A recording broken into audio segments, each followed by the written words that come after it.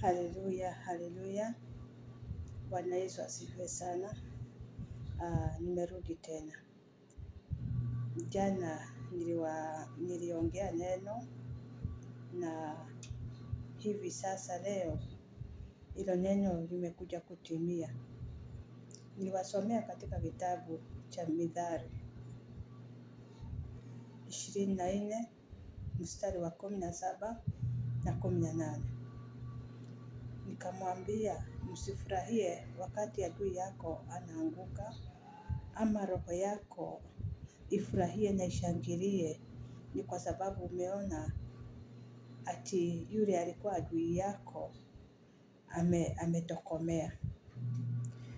Na nikawasomea katika kitabu cha Luka 11 mstari wa 24.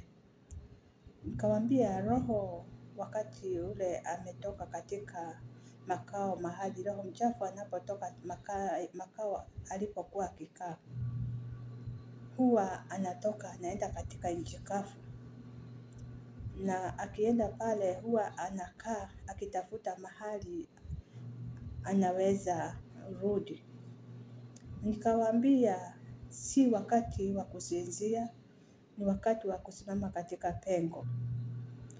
Ni kwa sababu nikawaambia ambaye ametuacha, roho mwili physically ndio imelala, lakini spirit ya huyo mtu bado liko katika mawindoni, inawindawinda. Na ndivyo maana siku ya leo mmejionea vile mambo yamekuwa na yameenda. Hiyo spirit bado haijapumzika. Na kwa sababu roho huwa inakaa mahali kuna nafsi ambayo inapumua. Kwa hivyo imetoka katika yule mtu ambaye amekufa, inakuja kwenye mtu ambaye anatafuta mahali pa kukaa ili ikuwe active.